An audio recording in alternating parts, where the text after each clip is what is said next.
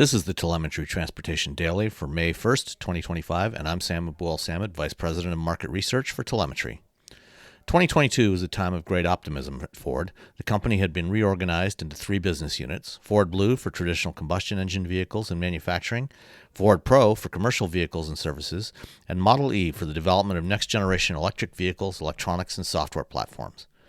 While Blue and Pro have thrived, Model E has not. The first big task for the unit was to develop a second-generation EV platform with a new electronic architecture and software platform. That was supposed to underpin a pair of three-row electric SUVs for Ford and Lincoln to debut in late 2024. EV sales have continued to increase year over year, although at a slower rate than had been anticipated in 2021 and 2022 when these plans were put together. In August of last year, Ford canceled those SUVs and delayed other EV programs that were to be built on this new platform, and blamed that on the slower than anticipated growth. However, the true story is probably much more complicated than that.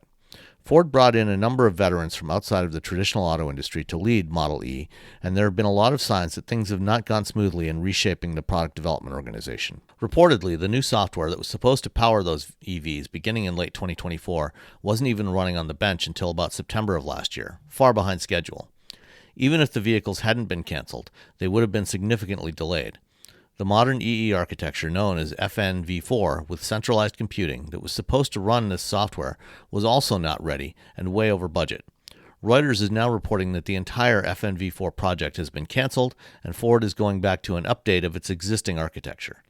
Meanwhile, in China, new energy vehicles now comprise nearly half the market, and most new EVs already feature those modern EE architectures, including vehicles that sell at much lower prices than the EVs available in the U.S. market. Tesla was the first to go down this path, but Rivian and Lucid both feature modern zonal architectures as well. Ford is just the latest legacy automaker to apparently fail at putting together modern software and electronics packages. The automaker had better hope that its California Skunk Works team has more success than Model E, or it too will be left behind by the newcomers. Thanks for listening, and I'll be back tomorrow.